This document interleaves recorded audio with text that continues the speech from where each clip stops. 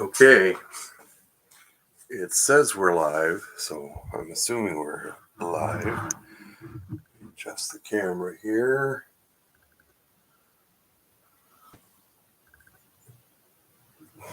Well, you're not going to get very good lighting with this. Sorry. Basically, what I've got is we've got 4 Atlas GP7s. They're all rigged up Digitrax DN163A4 decoders, drop-in decoders that replace the light boards. So I think I've got them on the track there. And they're all MU'd together. Unfortunately, my 4th locomotive, number 150, SPNS 150, is not, it worked earlier, but it's not working right now. So I'm going to have to take it back apart. But if I go to, that was speed step 3, and you can see that, I guess it's 151, that's the one that's not working. So 134 or 1534 is definitely the slowest loco.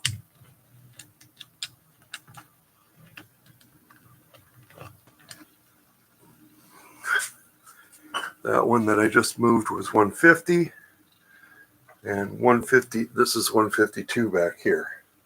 So 34 is the slowest. So we'll put him at the back.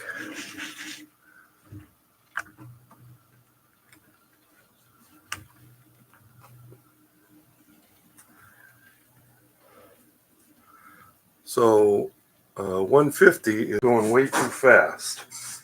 And that means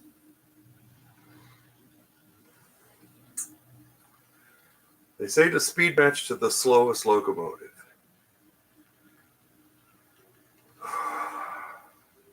Now, of course,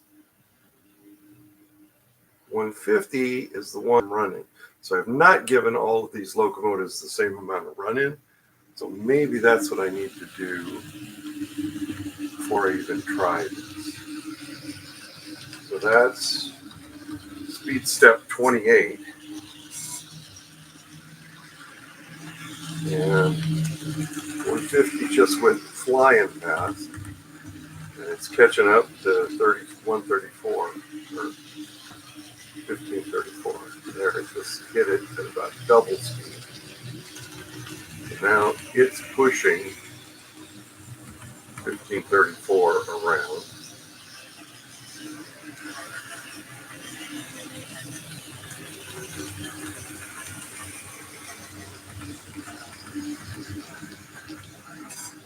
Let's see if it'll catch up.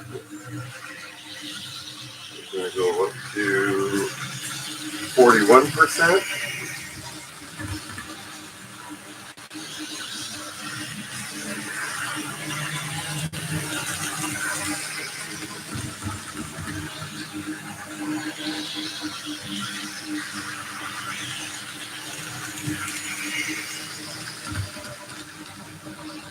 Okay. And the 152 is catching up, just barely.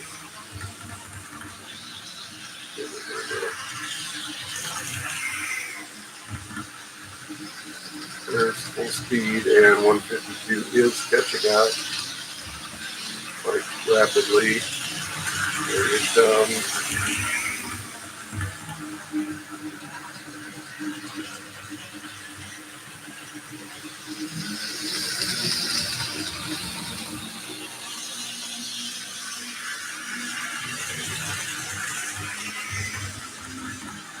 So I probably should let them run in a bit.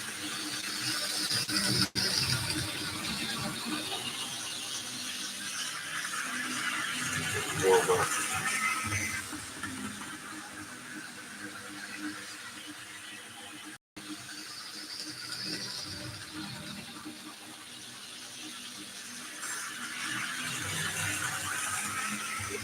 This will look even better being it the other way.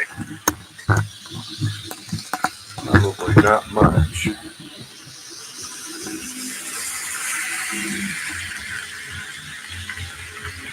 Lighting's pretty bad out here with this little test track.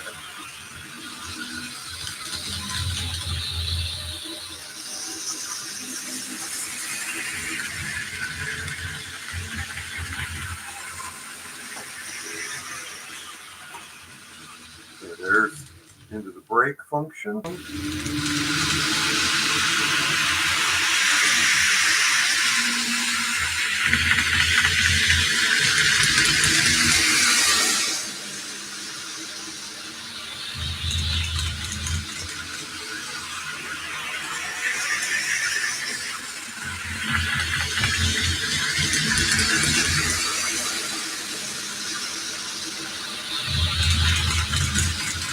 And number 150, I had been playing around with the speed curves.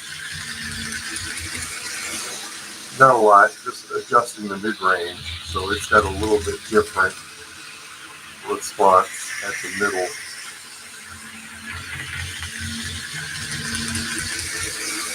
There didn't seem to be much difference between 50% and a 100% as far as just by eye and listening to the motor. It does not seem to change speed all that much. I've got the mid value CD5 set to 16 or 20 for that locomotive.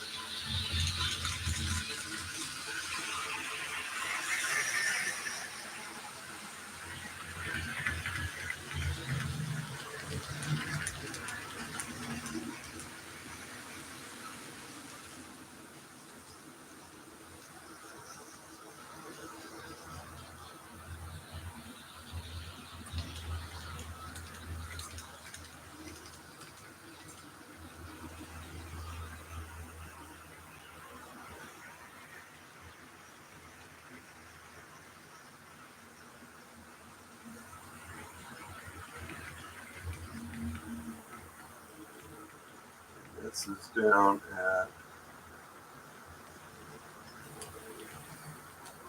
speed step 7.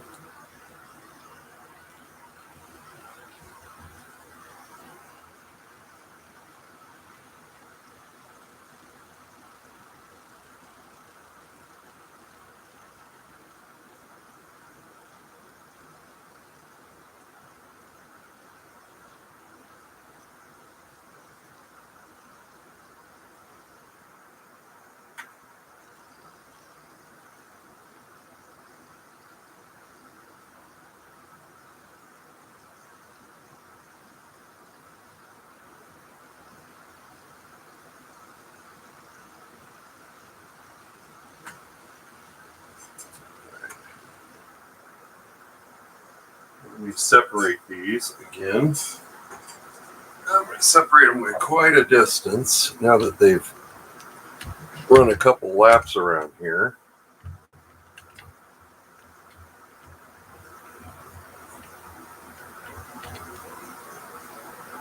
Kind of got them warmed up.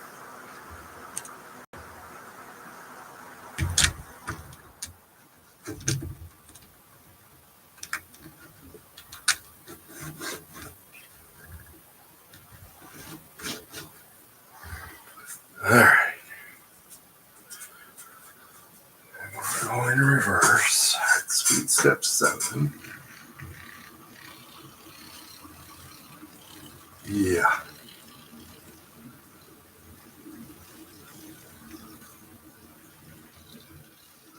150 is way faster than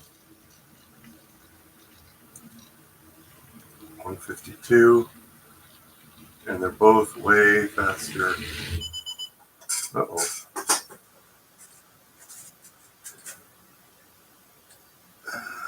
This one's off the track. Okay. Faster than.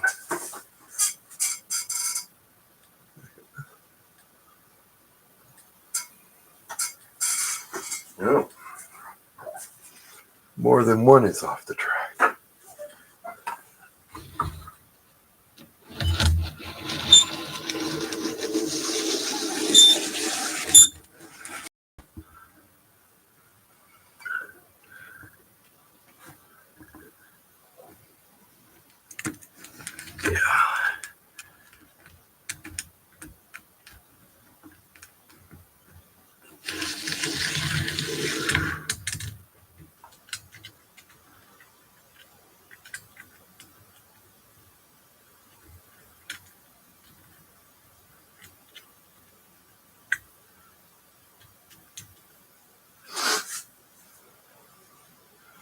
Okay, they're all back on the track. Speed step 9.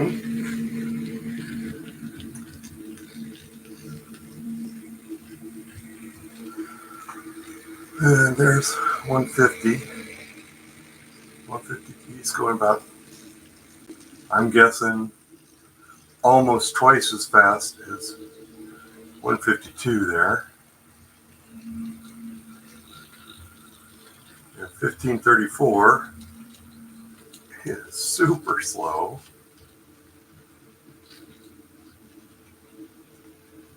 There he's caught up. Let's go to speed step 25.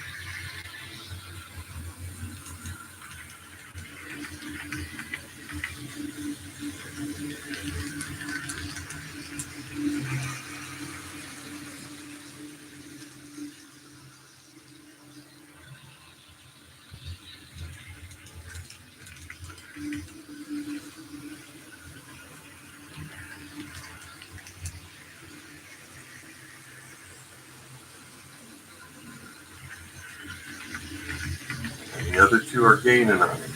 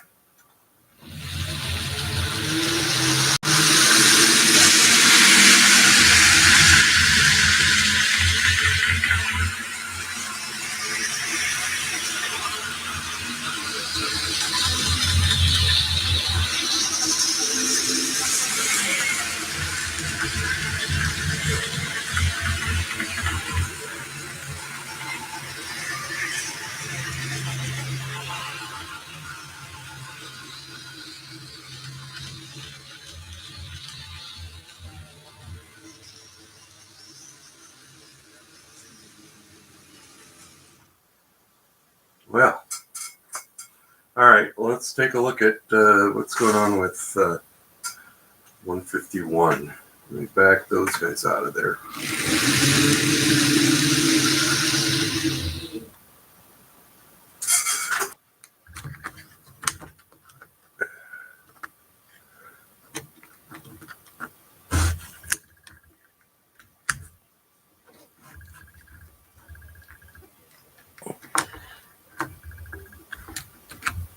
Oh, come on.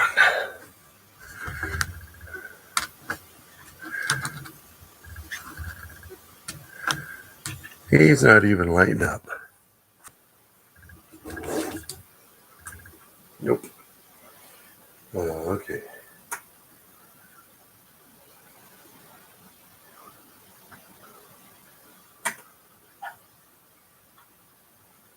Nope, nothing.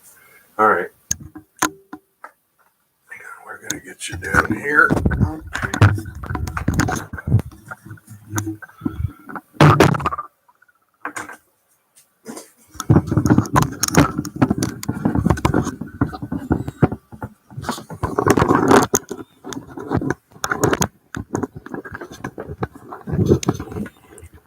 Arm out of the way here. All right.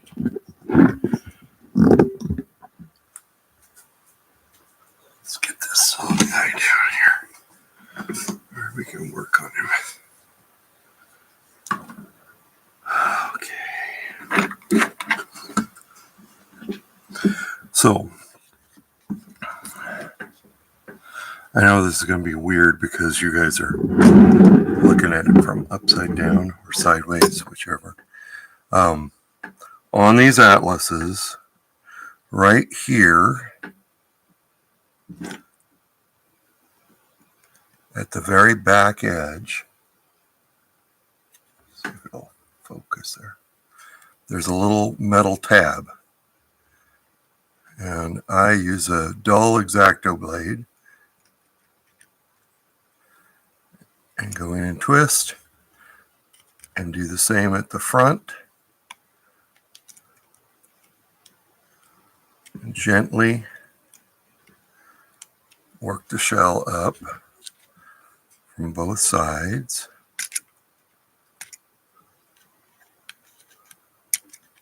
Oh, come on. There's a couple little bumps that you're trying to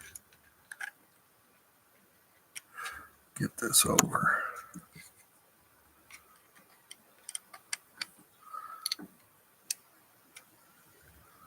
And usually it's a little stiffer at the cab end.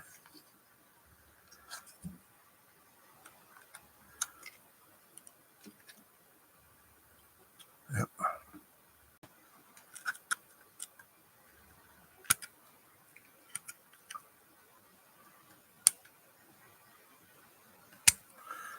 Come on.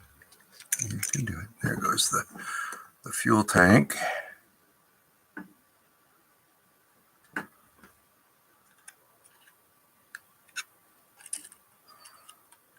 Man. And then once you get up here, you can go into the hole. There we go. There, it's off. Okay. And what I was having problems with before was where these pads, so right here, where this ear is, and down here under the Kapton tape, let's see, right there, there's some pads. And they're supposed to make contact with the frame there. And I had put some, I have this craft foam. Where did it go? That's it.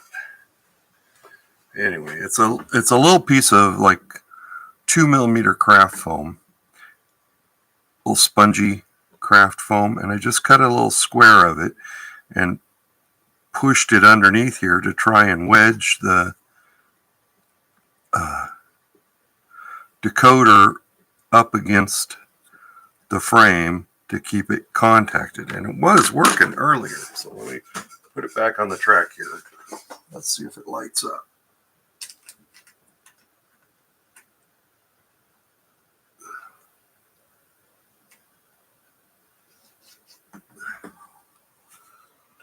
No. Okay.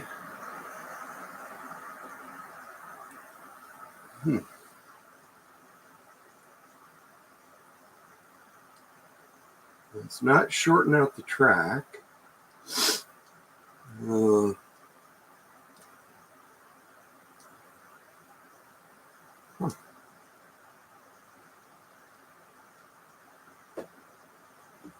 shorten out the track, so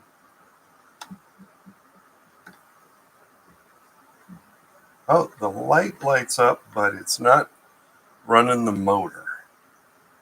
So I had the lights off on it. Oh, it's not. No, it's not making good connection. Okay. Oh, let me pull this little foam out.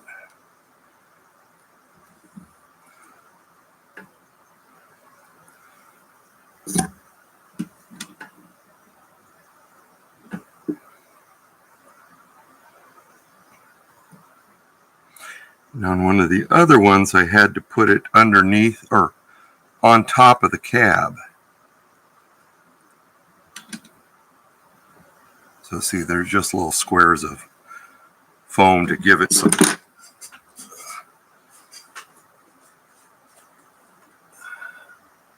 extra contact, springiness.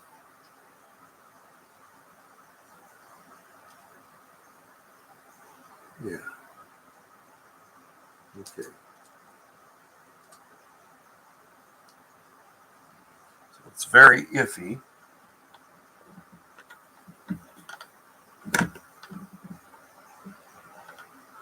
And the motor does not seem to be going at all.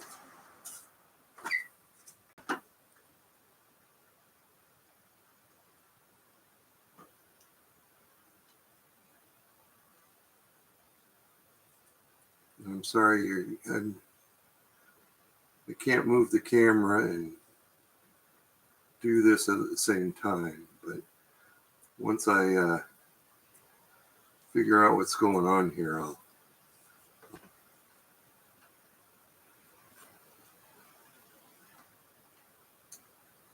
Ow. That was my pan of ice falling on my foot.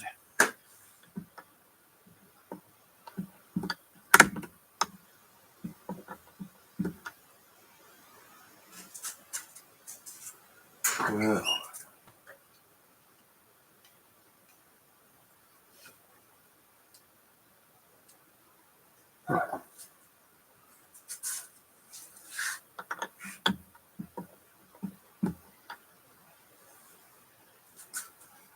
okay.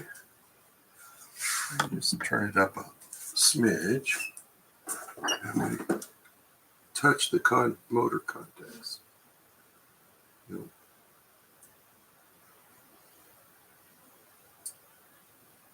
Okay. I see what's going on. Okay. So, fold this Kapton tape back. I'm just going to stick it to itself. Whoops. For a little bit. All right. So what's happening is on this board, there's two plated through holes that are supposed to make contact with these little motor ears. Boy, that's hard to see, but right there's one, and here's the other one. And they just aren't making contact, and the board's not making a great contact with the frame, because see how sloppy loose it is in there? And I know you guys, a lot of guys will not like this. Yeah, little tiny ball peen hammer. So what I'm doing is resting on the edge of the table here.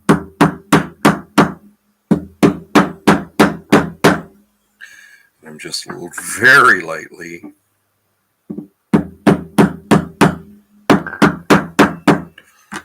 tapping on those ears, and that did not do very much.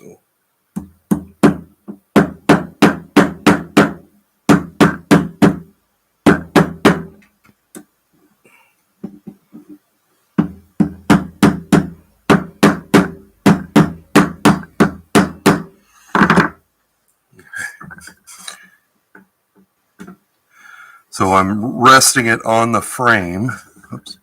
Resting it on the frame on the edge of the table and tapping on the inside edges of these ears right here to try and get that board to not wiggle so much, to get a little firmer contact. And then these little ears, just going to make sure that they're contacting their holes. Put it back on the track and see what it does.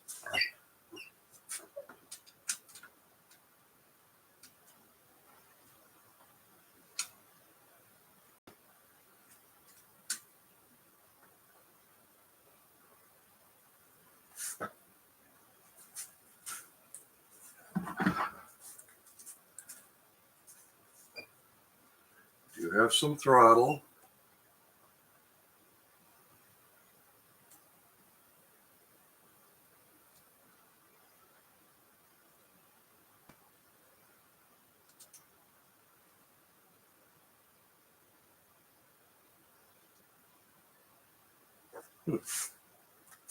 That is so weird. It was working so nice earlier.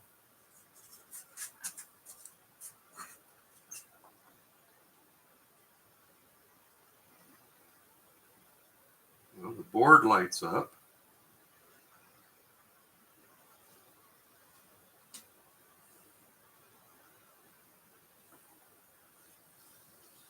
Okay. Let's see.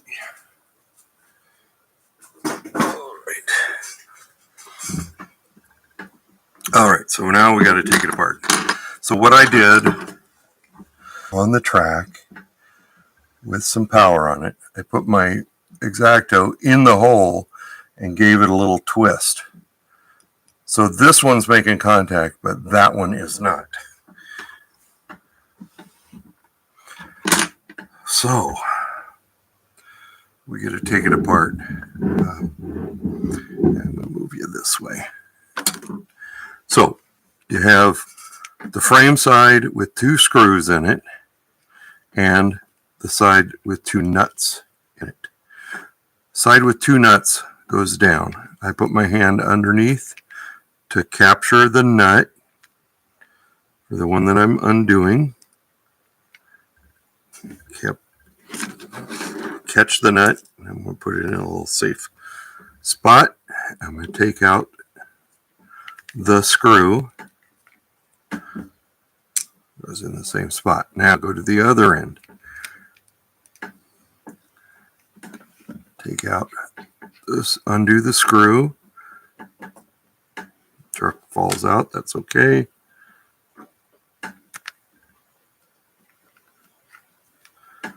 I want the nut to come off.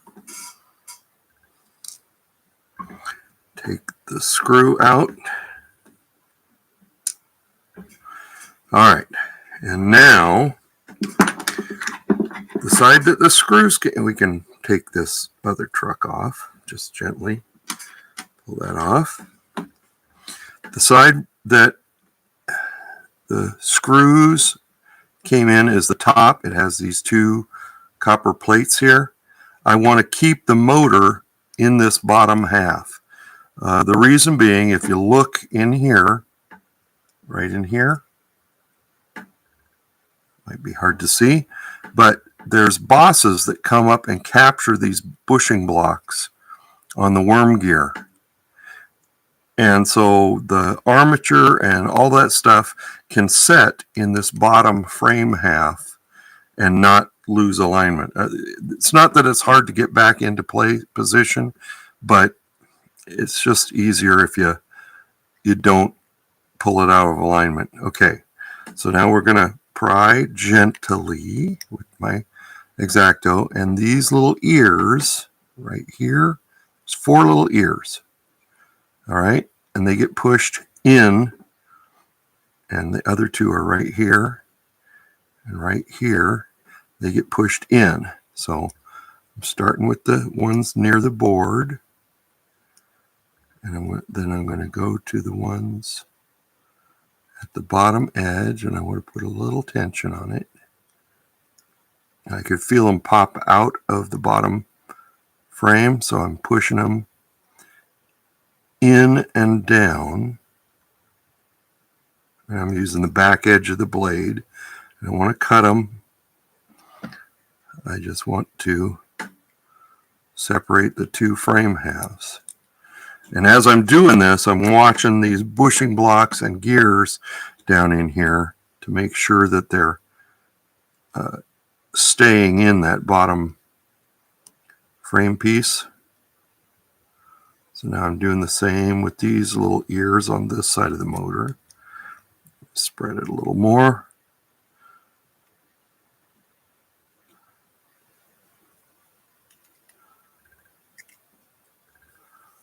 Yeah, they're all okay. All right, and the other 2 pieces that you have to watch out about losing is there's two little spacers, little black spacers right here and here. I try to keep them in the bottom side of the frame too, and then just make sure everybody's pushed down in there. Okay, now for the board. I'm going to hang on to this. I'm going to pull the board out, and you can see, come on, focus. Well, the two little motor ears are right here. So I want to pull the board out gently till it just clears and pull those up. Now, this motor, this ear that comes from this side of the motor, you can't bend it out too far because you don't want it contacting the frame here. It comes up through the frame next to the motor, but I'm going to straighten it out and make it a little bit longer. I don't know if you can see it.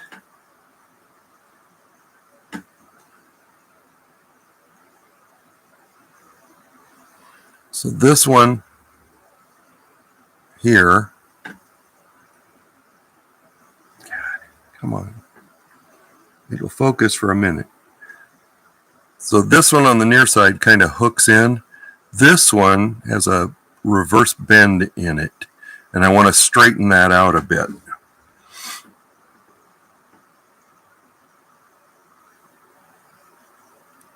So I'm just gently, and for some reason, this motor, this unit,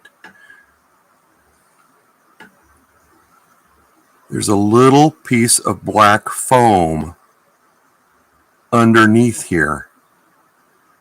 And none of the other locomotives have that black piece of foam. So maybe I'm going to take that off. I know they put it on there for their light board,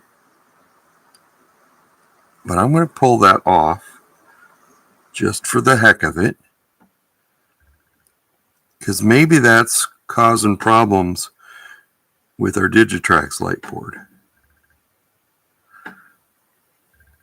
Now, the other thing to watch when you're doing all of this stuff is these little copper plated pickups that run along here to bring power from the trucks.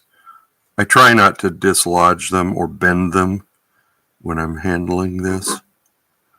So that's another thing to keep in mind. All right, we're ready to put the board back in. And what I like to do is I'm going to line up that slot on the front one.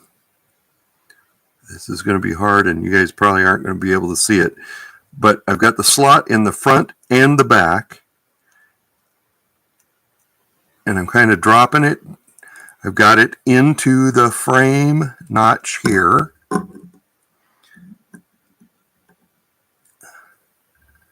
And then I want to get it into the frame notch at the other end.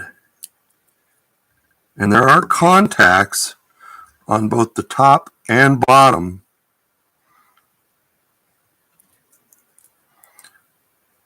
of the board. Okay, so we got that. We've got our spacers. If I want, I can put I'm using Still Glide. I'm going to put a dash of this because I don't know how long it's been since this Atlas schmoo has been in here, but I'm going to put a little bit on each of the worms.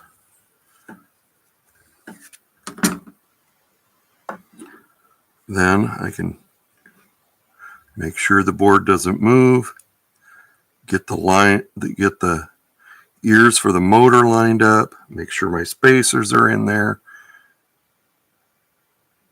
get the board all lined up, all of this at the same time. Oh, stay in this notch.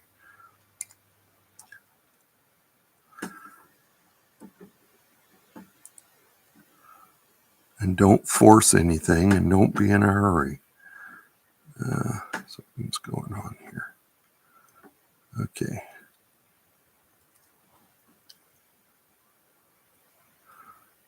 That ear.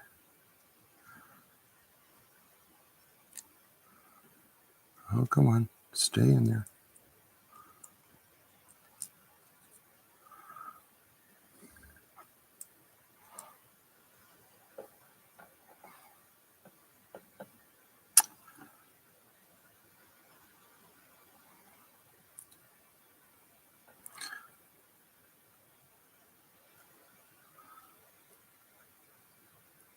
Okay. Gonna go. There we go. All right. So you can hear and feel the 4 little ears on the motor click in. Make sure your board is engaged, and that's nice and tight. All right. I'm going to put the nuts back in the backside. And usually there's a, I don't know if you're going to, there's a flared out side on the nut.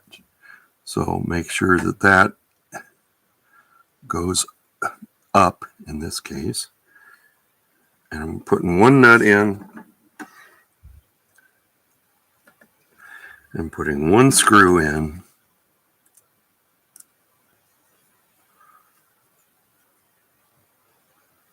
Just lightly. And then put the other nut in.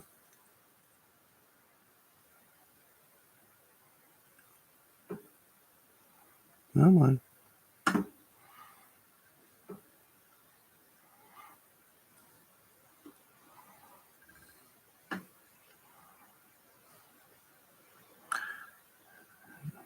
There it goes. There we go. Nuts in. Put the other screw in.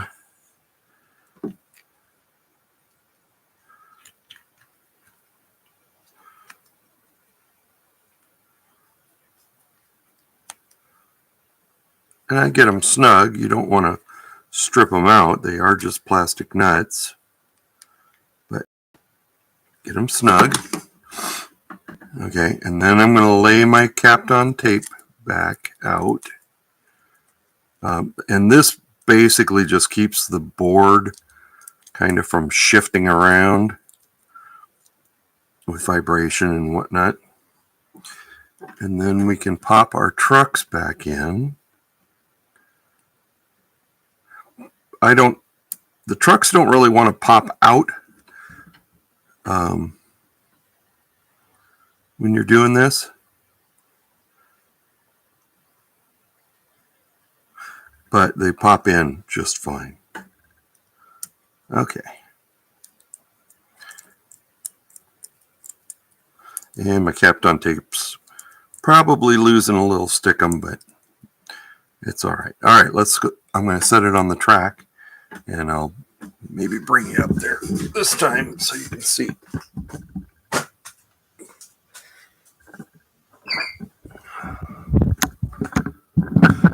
All right.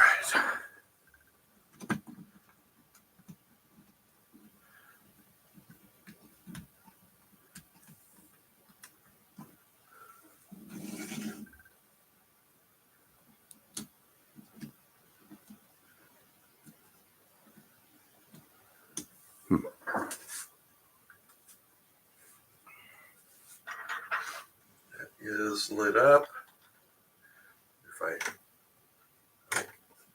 No, it's just not making good connections somewhere. I mean, it's getting track power, but it is not making connection with that motor part.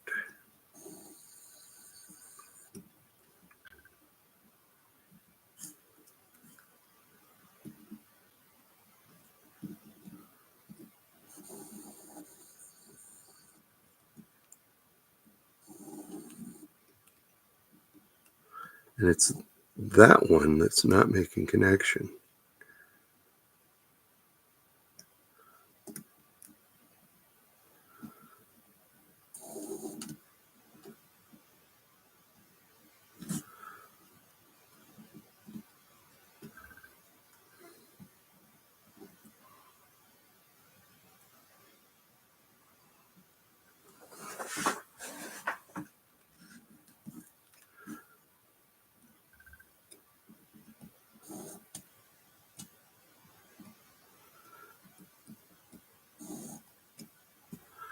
Okay,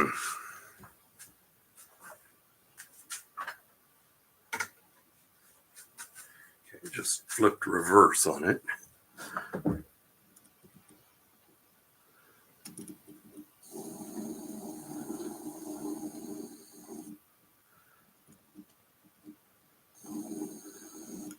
Huh.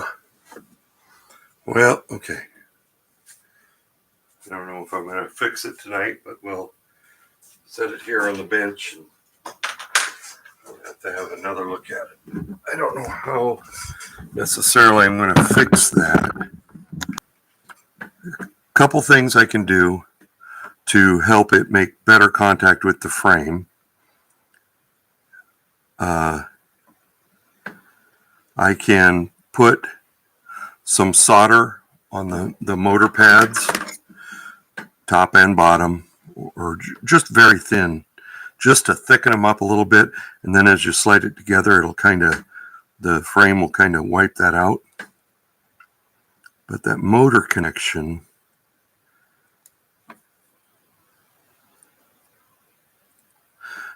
only other thing I can think of is to give the little finger that's sticking up, kind of twist it so that it has a interference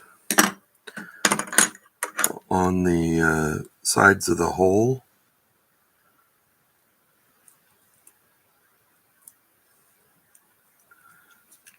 Let's take it back apart.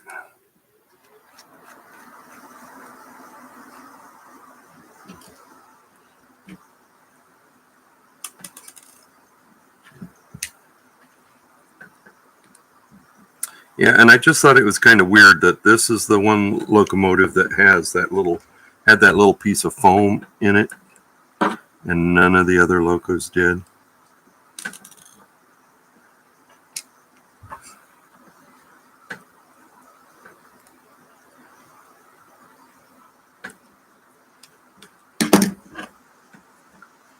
Okay. Now that the screws are out, you can probably pop the trucks out again.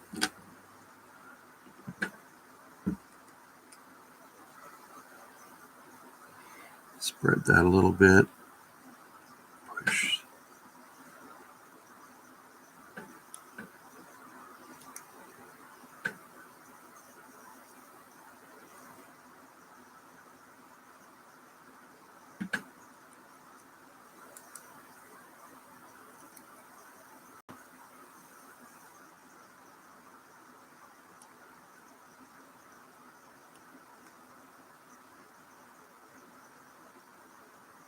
And it's trying to come.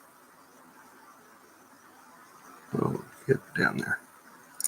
It's trying to come up with the top part of the frame, which I don't want.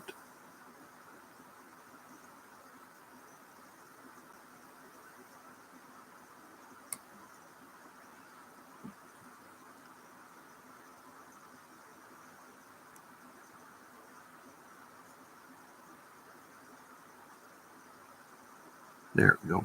Get down there. Okay.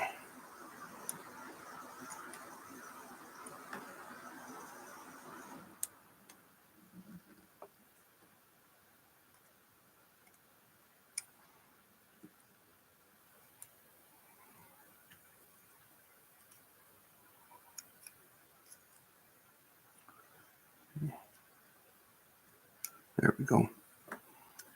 That's all loose.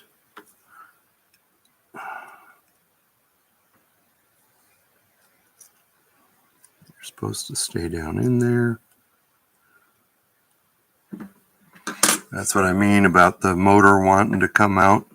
So when you get this bushing block, there's a flat side and there's 3 sides that have little notches in them to fit down into that frame. And then the bottom side has little ears on it too to capture that. All right. So how am I going to get you?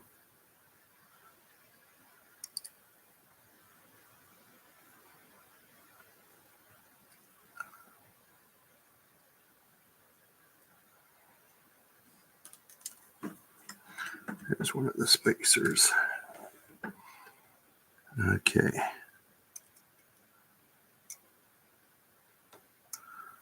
I'm going to make that a little straighter. And then I want to give it a twist.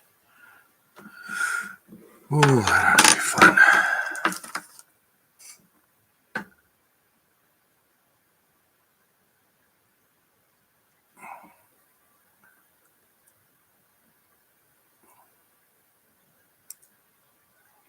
Yeah. I don't know if you guys can see it, but I twisted it. It's not quite 45. It's about a 30 degree.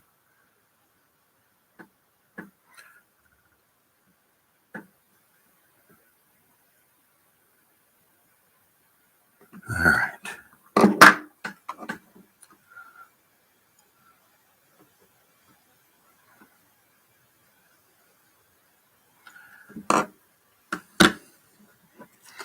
Let me look at this board.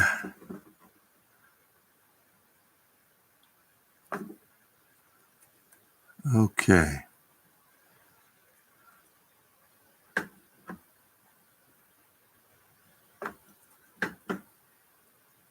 Okay.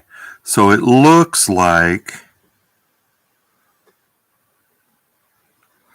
the pads on the board only contact on the underside, not the top side.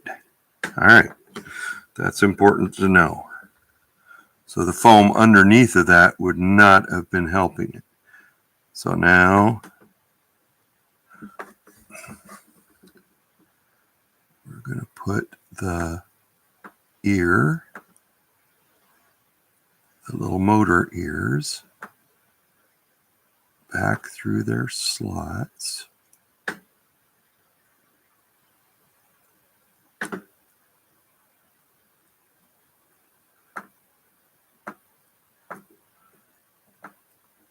There we go.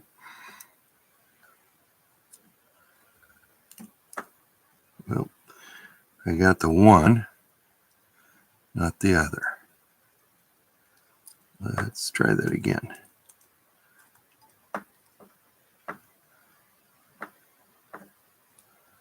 So I try lining up the front ear with its slot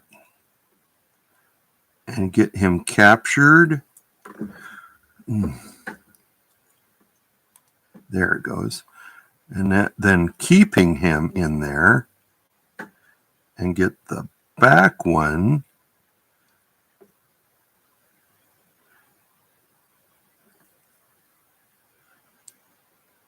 captured in its slot. That's it. We got those two. Okay. Get out of the way, Kapton Tape. Put my little spacer back on here.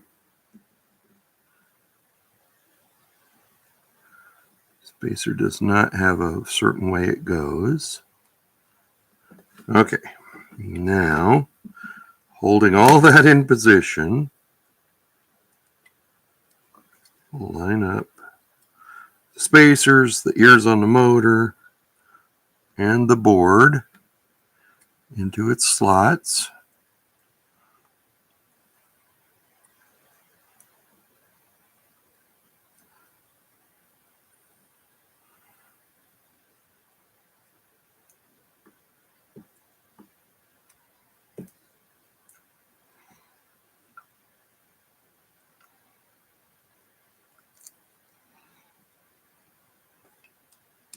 There we go. Everything snapped back together. Yay! All right.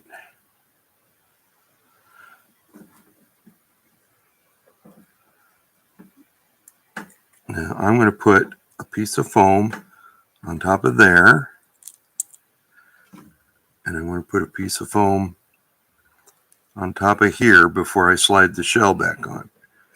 But let's put the nut back in. Sorry if I'm off camera.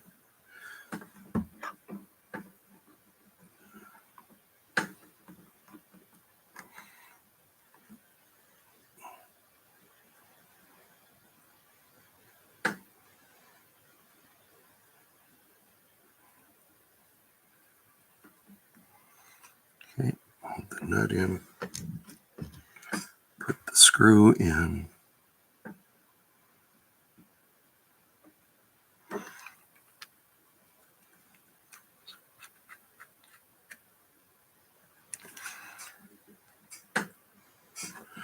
Put the other nut in. I was hoping to get OBS working on this computer. Then I would have my microscope camera and I could flip sources and give you guys real close-ups of these. And I'm sorry my fingernails are dirty, but I was working out in the yard earlier and I didn't wash my hands very well. So I got wood splinters and sweat underneath there. Okay, so let's put the trucks back on. I'm going to put the gear sides towards the back side.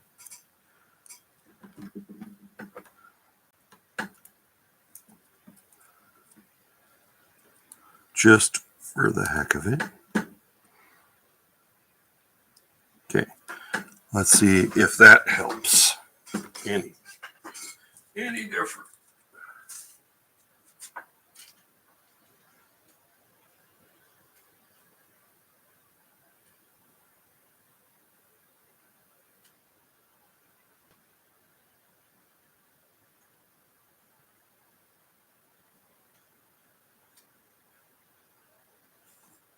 Not hearing sound out of it.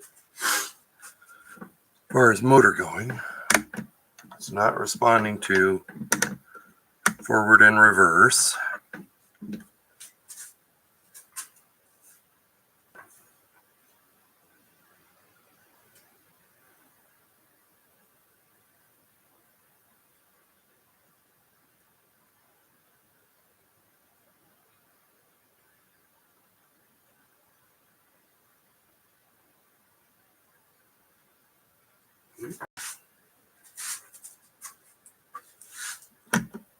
Reverse.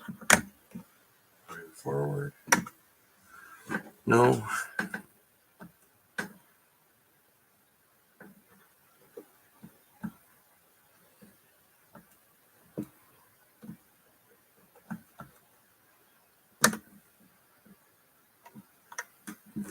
Nope.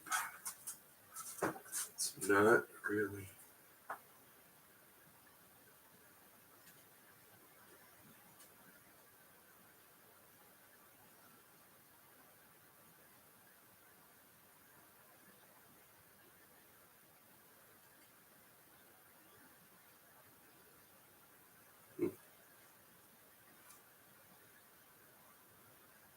Well, maybe I blew up my decoder. I don't know. It was working earlier. It's not. I'm going to have to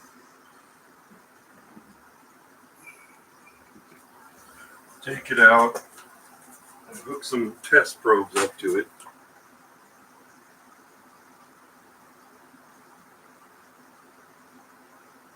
And we'll just see if it tests good.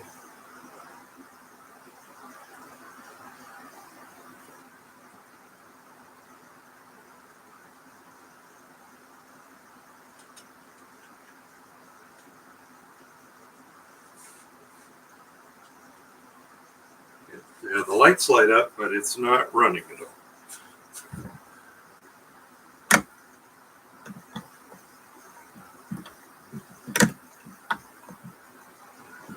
No. Okay. Well, that one is a bummer.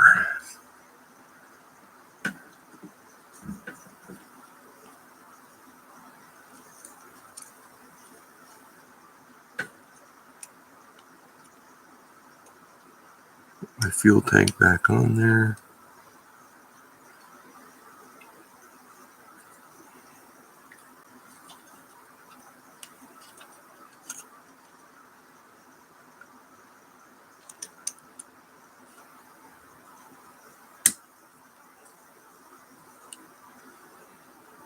Okay.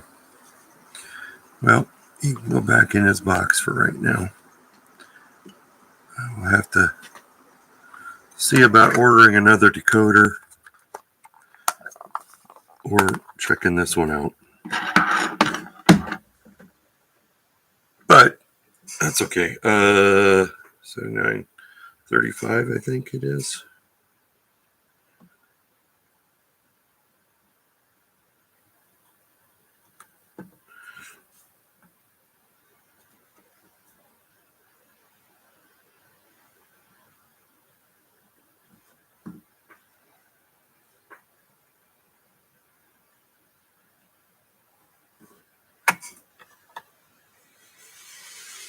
Yep, my other ones still work.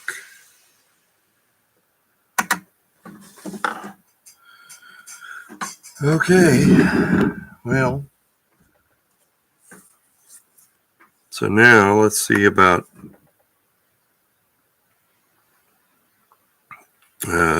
MUing these, un-MUing them.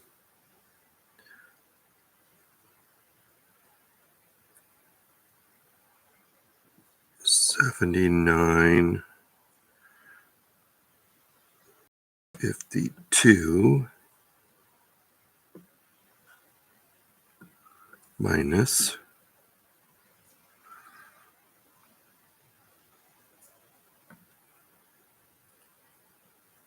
$79.50. Whoops. MU minus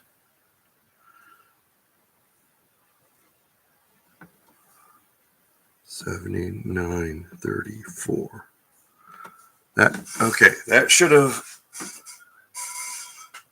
un-MU'd these three.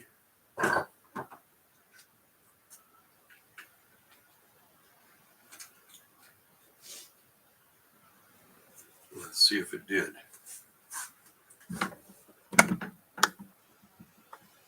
Yep. 79.34 is going all by its little lonesome now.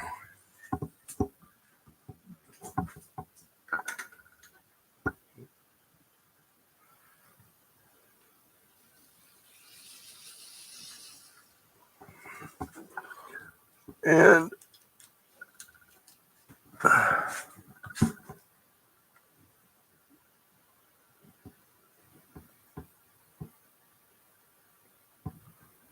$79.52.